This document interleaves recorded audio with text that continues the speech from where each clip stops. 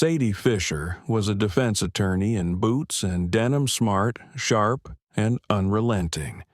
She hadn't spoken to her brother Logan in years, not since their father's funeral. But when Emily called trembling about a dog with no record and a chip that didn't belong, Sadie packed her files and came to Casper.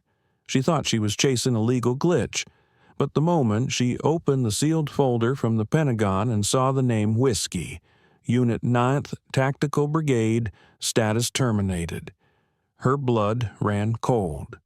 "They buried him," she whispered, "and they buried the truth with him." Before we begin this unforgettable story, would you mind sharing where you're from in the comments? And if stories of love, loyalty, and second chances move you, please give this video a like and consider subscribing.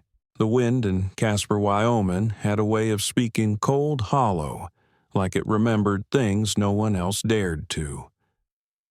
That October afternoon, the sky was a bruised gray canvas stretching over rust-colored hills, the air sharp with the smell of dust and hay.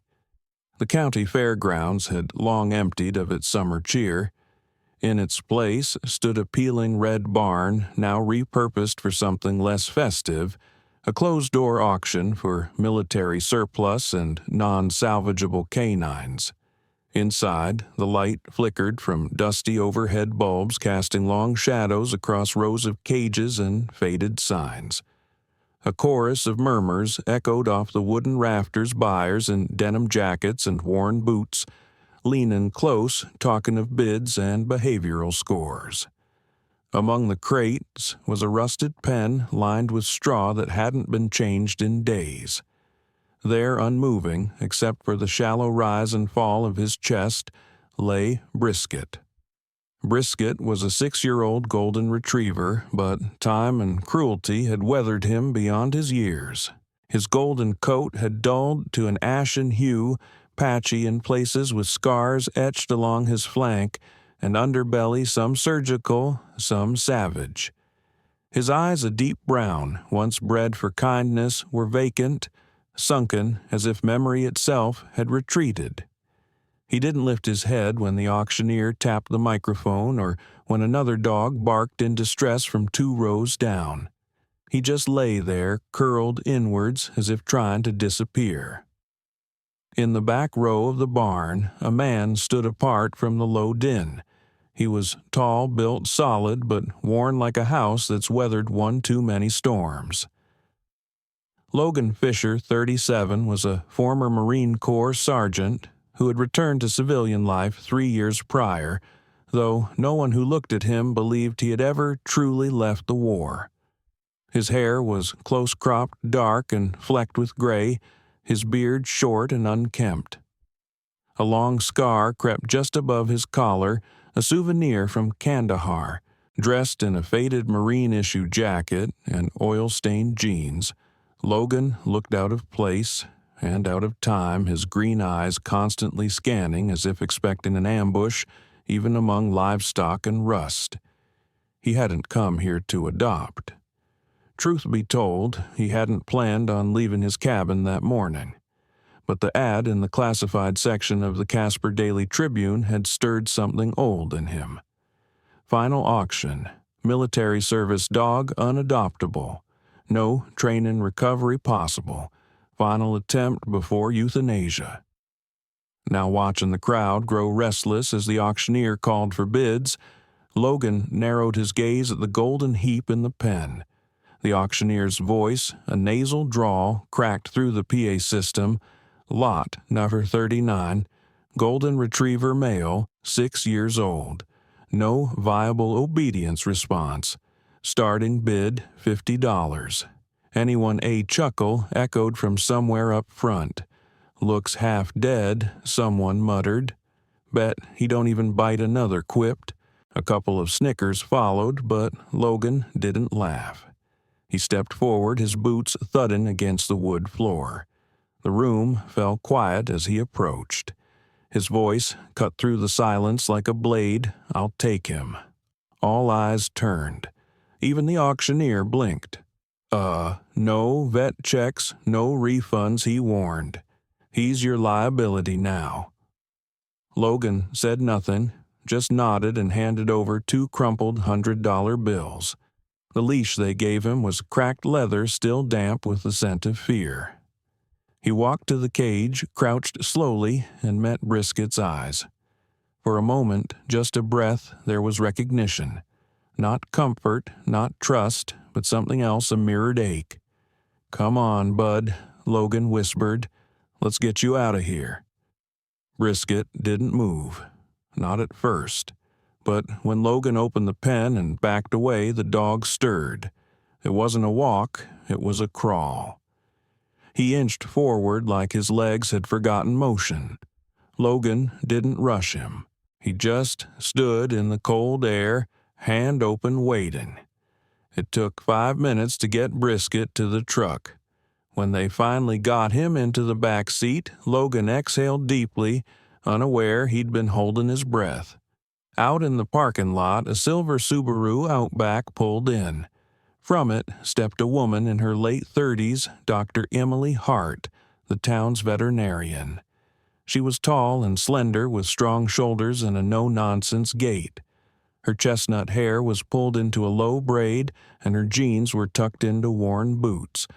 There was something sharp in her eyes, sharp but tired, the kind of weariness that comes from years of fighting quiet battles alone. Emily had heard rumors about this auction, and she had a habit of showing up at places she wasn't invited. The moment she saw Logan guiding Brisket into the truck, she crossed the lot. "Did you just take him?" she asked, her tone clipped but not unkind. Logan turned half surprised, half guarded. "You a reporter?" "No," she said, pulling a card from her back pocket. "Vet, Emily Hart. I've seen that dog before. He came through the shelter last month. I wasn't allowed to examine him properly. Said his records were sealed."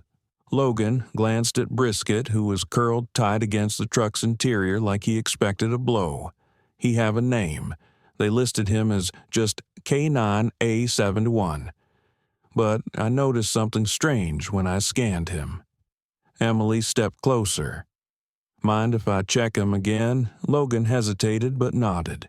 Emily retrieved a small microchip scanner from her bag and waved it near Brisket's neck. A beep. She frowned. Same chip, but still encrypted. No registry access. That's not normal, not even for military dogs. Somebody hid his ID. Logan's jaw clenched. Any idea why Emily met his eyes? If I had to guess, someone didn't want this dog traced. The first crack of thunder came just after dusk, slicing through the stillness above the hills of Casper like a blade. The old pine trees surrounding Logan Fisher's modest ranch groaned under the push of the wind, their shadows stretching long across the gravel path. Inside the cabin, the warmth of a modest wood stove flickered against the paneled walls, casting a soft orange glow over the room where Brisket lay on a blanket near the hearth. Logan stood by the kitchen window, watching the horizon disappear under thick sheets of rain. His home was quiet, intentionally so. He rarely listened to music, rarely spoke aloud. But tonight the silence felt heavier. Behind him, Brisket stirred ears twitching at a distant rumble. The next clap of thunder was closer, louder. It echoed like mortar fire across a canyon, and Brisket broke. The dog shot upright with a speed Logan hadn't seen before, his body tensed, head low, tail tucked. A deep, involuntary growl vibrated in his chest. Before Logan could say a word, Brisket lunged at the front door, pawing frantically at the wood. A gust of wind flung it open when Logan tried to intercept, and the dog vanished into the storm. "Brisket!" Logan called after him, but the wind stole his voice. Grabbing his jacket and flashlight, Logan stepped into the rain. The air was freezing, laced with pine and damp earth. His boots sank slightly into the soft ground as he followed the faint tracks prints barely visible in the mud-broken twigs and occasional tufts of golden fur caught on low branches. Brisket had run straight into the forest that bordered Logan's land. Dense and tangled, the trees grew close their limbs like skeletal arms. Thunder rolled again, and Logan paused, heart hammering in his chest, not from fear, but memory. This wasn't the first time he'd chased someone into the dark. Years ago, in Khost Province, Afghanistan, Logan had led a nighttime recon patrol that went wrong. His team had been ambushed. His closest friend, Corporal Dean Riker, had bolted into the trees chasing what turned out to be a decoy.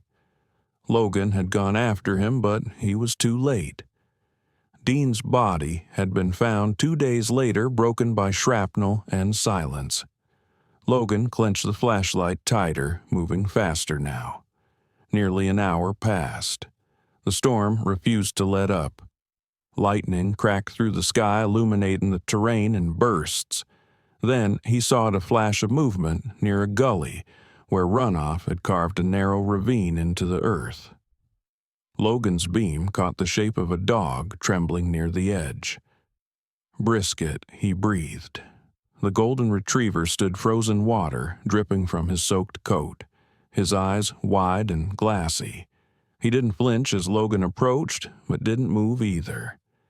Logan dropped to his knees a few feet away, his voice low and even. "It's all right. You're not there anymore. Neither am I." Brisket looked at him but didn't respond. "You know, Logan began settling into the mud the last storm like this. I was halfway up a ridge in Khost. We were waiting on a signal that never came. Dean kept whispering a joke about bringing marshmallows to an ambush." He chuckled softly. Brisket didn't understand the words, but he heard the shift in tone, the sadness woven into humor. He ran after something, Logan continued. "Thought it was a child, turned out to be a trap.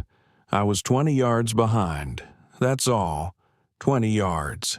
A pause. Rain trickled down Logan's forehead, mingling with the mud on his cheek. "I don't know what happened to you," he said, "but I see it in your eyes. You've seen the same kind of thing. Maybe worse." There was a long silence between them, only broken by the slow drum of rain on wet leaves.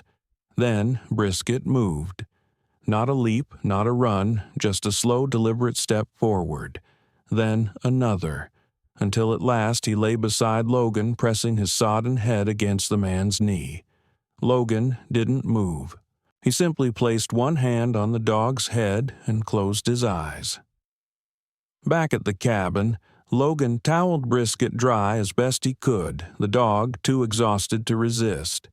He laid him back on the blanket near the fire, then changed out of his soaked clothes and sat across from him with a mug of coffee and aching knees. Brisket watched him through half-lidded eyes, calm now, but wary. Meanwhile, across town, Dr. Emily Hart sat alone in her clinic. The rain rattled the windows as she scrolled through encrypted data on her laptop. She had mailed the chip ID from Brisket to a contact in Colorado earlier that week, an old veterinary lab tech from her days working with the military's K-9 medical program. They had served together at Camp Pendleton back when Emily believed in procedure more than instinct. Now, procedure had failed her too many times. Her phone buzzed. An email. Subject untraceable K9 from lab tech, charlievsv.colorado.edu. Emily clicked. Emily. "The chip isn't standard military registry. It was assigned to a black level unit I haven't seen in years. Tactical Reconnaissance Brigade 9. TRB 9 was dissolved 5 years ago. Records purged. Dogs reassigned or removed. If your dog came from there, someone didn't want him found." Charlie, Emily leaned back. Her breath caught in her throat. TRB 9 wasn't just gone. It had been erased.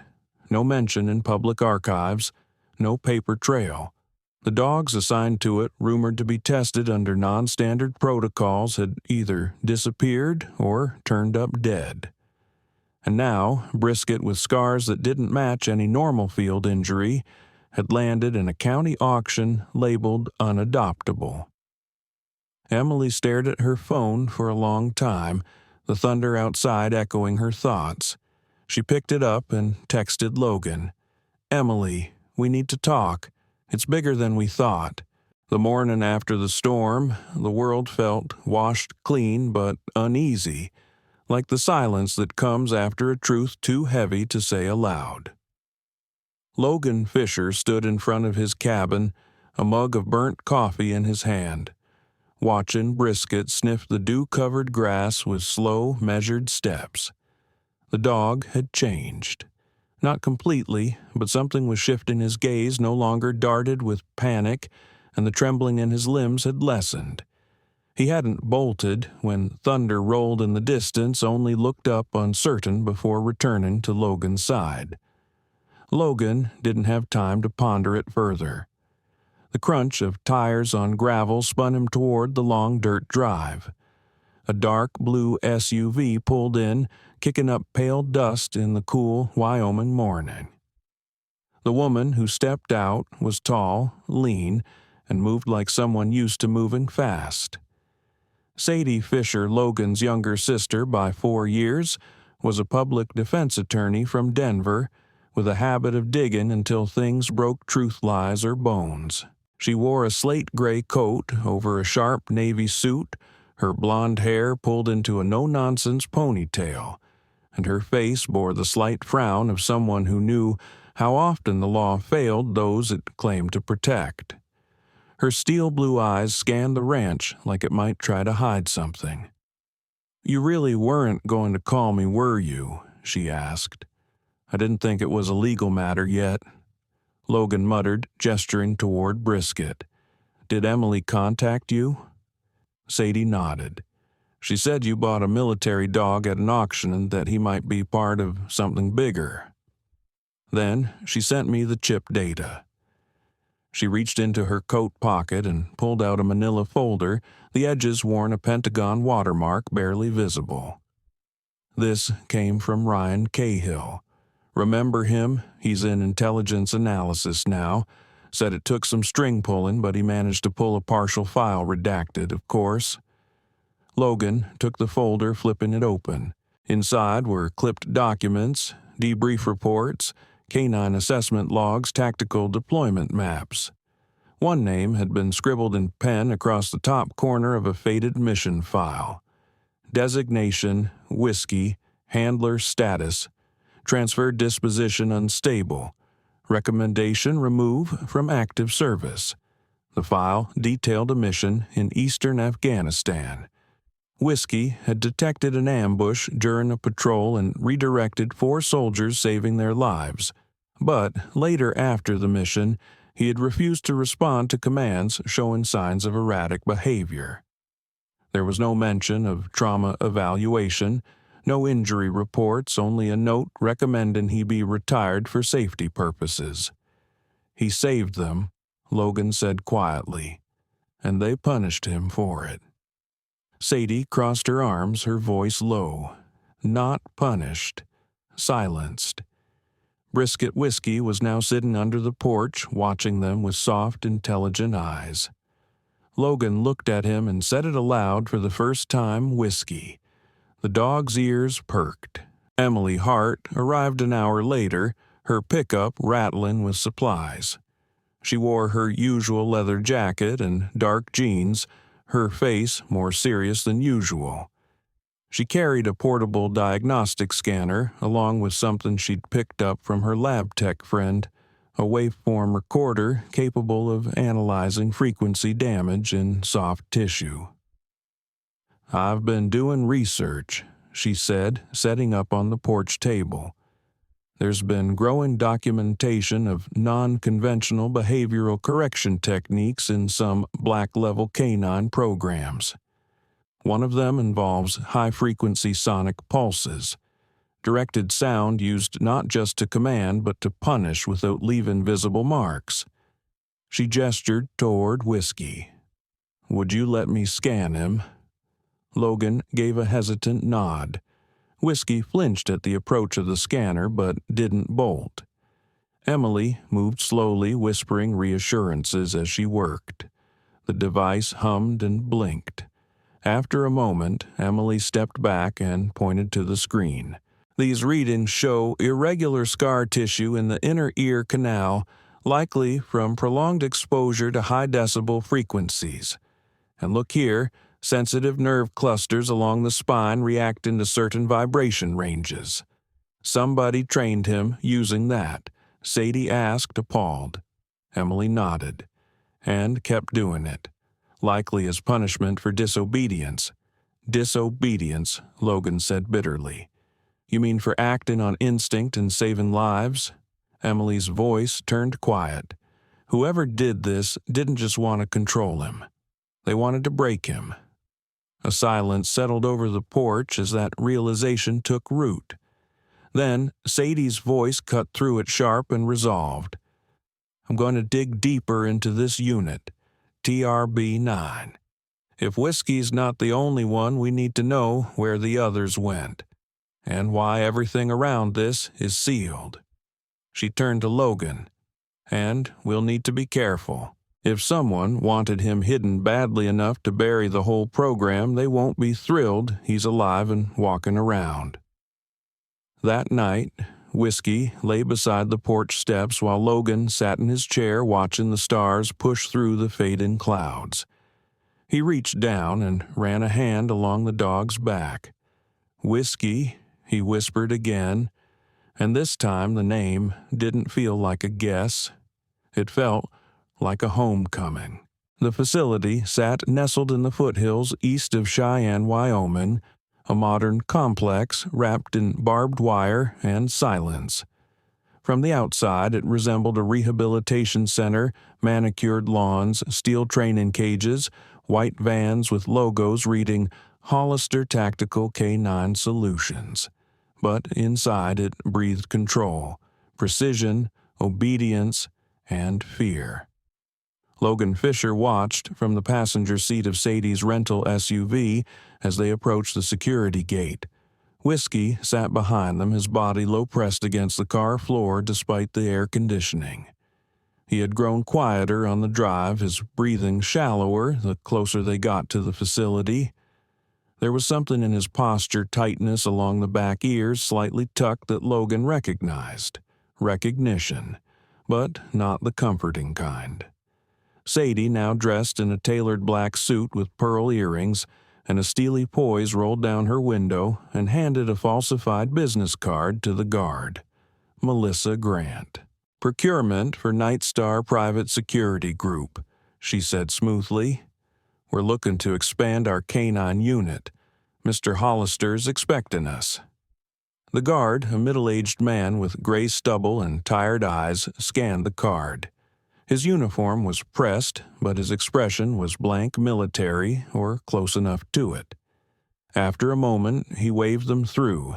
Inside, the main building rose from concrete and tinted glass. Dozens of kennels lined the side yard, dogs barking behind reinforced gates, some pacing endlessly, others cowering in corners. Logan watched them closely. Too many didn't move when the truck passed. That wasn't discipline, it was defeat. A tall man greeted them on the gravel lot in front of the admin wing. He wore a slim charcoal suit with no tie, his silver hair neatly combed back. His jawline was square, his skin deeply tanned, and his movements economical, as if every gesture had been measured in advance. This was Colonel Grant Hollister, former commander of TRB-9, now private sector CEO, and as far as Sadie suspected, orchestrator of a buried program. "Ms. Grant," he said, extending a hand to Sadie, "welcome to our facility. We don't usually allow drop-ins, but your references are impressive." Sadie smiled, professional but cold. "We're looking for performance and discretion. You came highly recommended." Hollister turned to Logan, and your associate, Logan, gave a tight smile. Logistics and field testing. Hollister nodded. Then his eyes landed on Whiskey. The dog was still huddled in the car, but something passed between the two men, between the predator and the survivor. Hollister's brow barely moved, but Logan noticed it recognition. We prefer to use our own dogs for demonstration, Hollister said, but feel free to observe. Today's drills will show you exactly what we offer. Sadie nodded, but Logan's attention was elsewhere on Whiskey, who had now lifted his head and begun to tremble. His nose twitched violently, scanning the air. Then a sound, a brief, high-pitched tone like a dog whistle laced with violence, sliced through the open air from one of the far training cages. Whiskey shrank back instantly, ears pinned flat, his eyes wide. Logan moved without thinking, opening the back door and kneeling beside him. "It's not real," he whispered. "You're here. You're safe." Whiskey blinked but didn't move. Hollister's voice carried from across the yard. "That's our Mark 6 conditioning whistle, part of our advanced responsiveness package. We find it effective." Logan stood slowly. "You use that on dogs recovering from combat trauma." "Trauma," Hollister replied, "is a matter of conditioning. Pain is just a tool." Sadie's jaw tightened, but she said nothing. Not yet. As they walked the grounds, Logan took note of every dog he saw, at least a dozen German Shepherds, a few Belgian Malinois, and a single battered Labrador sitting silently behind a reinforced cage. It was that one that caught Whiskey's attention. He stopped cold, staring at the lab with intense focus. The Labrador, a stocky tan male with a faded scar across one eye, stood slowly. His gait was stiff, favoring one leg, but as he limped to the gate, his tail began to wag faintly. He pressed his nose to the bars, whining softly. Whiskey moved closer. Logan could feel the tension in him like something dormant was waking. Suddenly, the lab gave a short, sharp yip. Whiskey responded with a low woof. The two stood in silent communion for several long seconds before the lab barked again, this time louder, more urgent. Emily had once told Logan that dogs could remember the scent of a comrade for years. Logan didn't know if that was science or faith, but whatever was happening now, it wasn't coincidence. Whiskey stepped forward and touched his nose to the gate. The Labrador tail, now whipping back and forth, pressed against the bars. And in that moment, Logan knew. They knew each other, he said aloud. Hollister appeared behind them, his tone clipped. "That one's not part of the demo. Behavioral issues, scheduled for evaluation." Sadie spoke sharply. "Behavioral issues. He seems fine. He's unpredictable, dangerous. If you're serious about procurement, we recommend clean slates, not rehabilitation cases." Logan looked down at Whiskey, who was now standing tall ears forward, body aligned like a soldier reporting for duty. "He's not dangerous," Logan said quietly. "He remembers." Back in the visitor lounge, Hollister offered coffee and contracts, but Sadie declined both. She asked for a list of available dogs with full training logs. Hollister hesitated. "Some of our older files were lost in a system update. We can provide summaries." Sadie smiled sweetly. "That's okay. I prefer originals, and we'll need to take our candidate for an extended field assessment." "That's not standard policy," Hollister replied. Logan stood. "Neither are we." Outside, Whiskey hesitated at the edge of the SUV, but eventually jumped in. His gaze remained fixed on the Labrador's cage as they drove away. "I need names," Logan told Sadie as they left the compound. "Every dog they trained, every handler, every whistle." Sadie pulled out her phone. Already on it. The wind that morning carried a false calm. The air over the Cheyenne facility was crisp, unusually bright for early spring, but beneath the manicured lawns and scheduled logistics lay a war waiting to happen. Hollister Tactical K-9 Solutions was preparing for a private showcase, a live demonstration promised to impress its roster of international clients. Foreign contractors, high-ranking military officials, and private security firms had all flown in. What they didn't know was that they were about to witness a takedown instead of a sales pitch.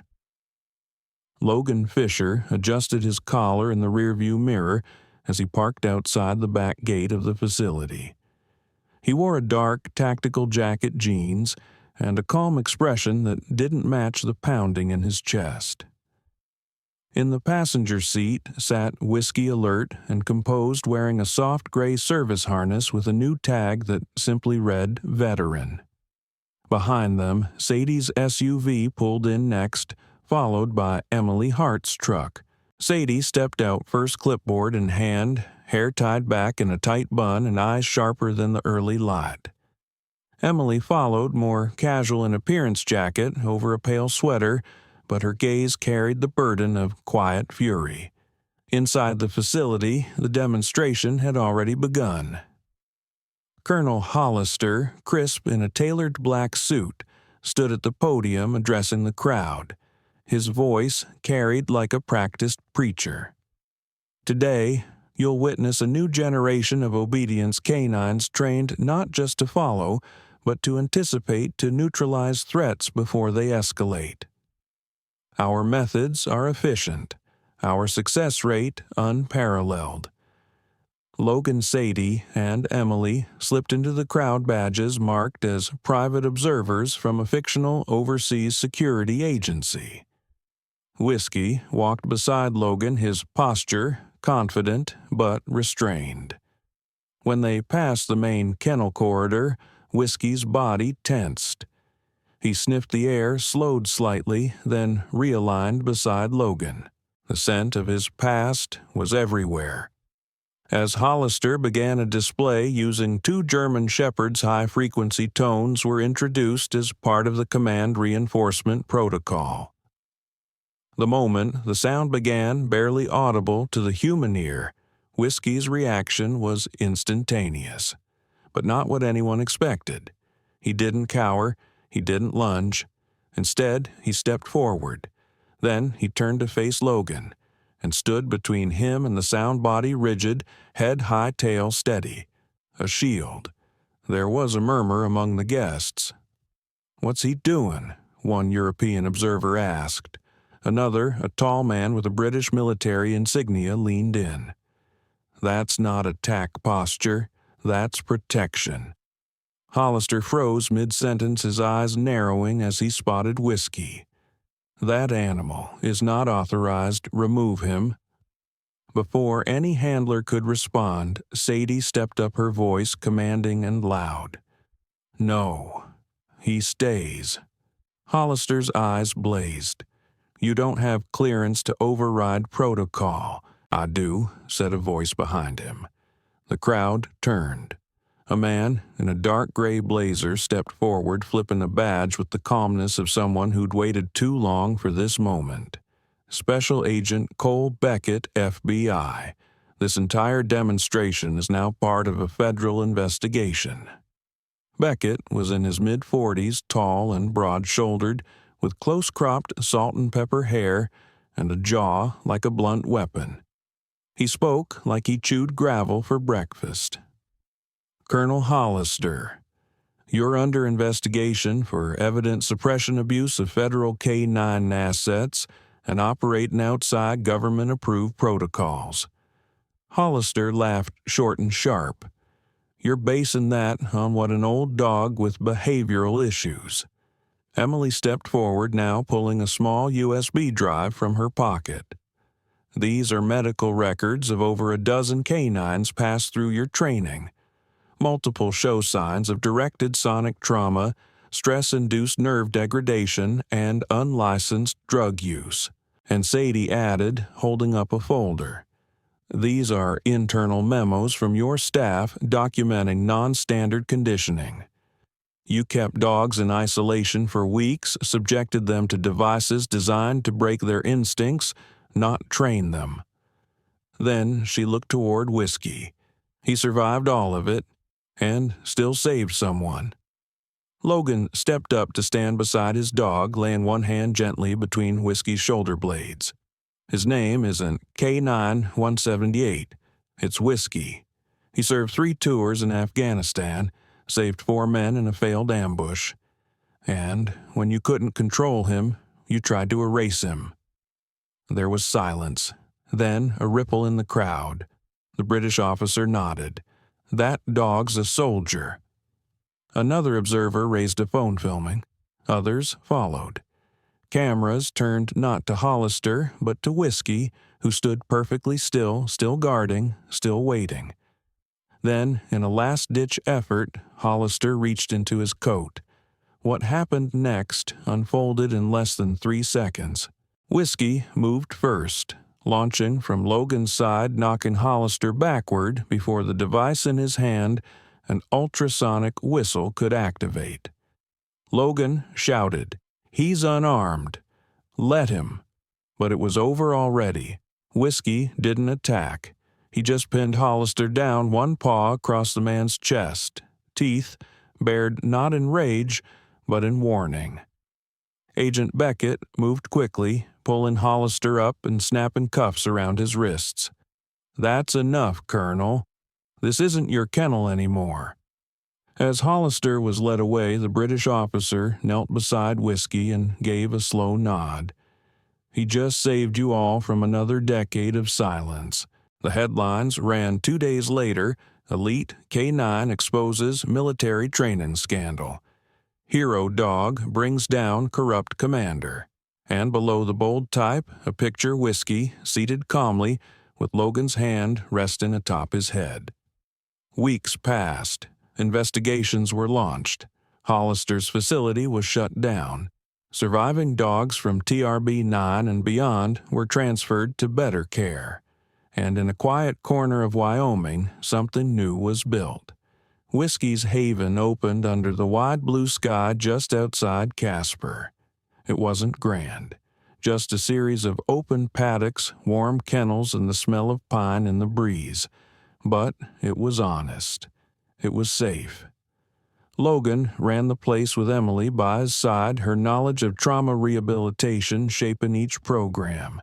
Sadie handled legal protections, ensuring no one could ever bury a K9 again without accountability. And Whiskey. He walked the perimeter every morning, not out of habit, out of choice.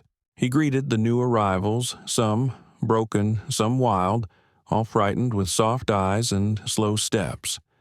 One by one they followed him. He didn't train them. He showed them that healing was possible, because he knew what it was like to be silenced. But now the world knew his name. Whiskey. Sometimes the strongest warriors walk on 4 legs. Whiskey's journey wasn't just about survival, it was about redemption, purpose, and healing. He was thrown away forgotten, broken by the very system he served. But through faith, love, and unwavering courage, he found his way back not just to life, but to becoming a beacon for others like him. This story reminds us that miracles don't always come with lightning and thunder. Sometimes they arrive quietly in the form of a dog who refuses to give up. And perhaps, in moments when we feel most lost, God sends us unlikely angels, whether covered in fur scars or silence, to show us that no pain is wasted and no soul is beyond saving. If you believe every life matters and that healing is always possible with faith, compassion, and courage, please share this story. Leave a comment and subscribe to our channel for more true stories that inspire. Let us pray that God continues to watch over our veterans, both human and canine, and everyone carrying invisible wounds. If this story touched your heart, comment Amen below. to stand with those still fighting battles the world can't see. May God bless you and protect those who serve in every form they come.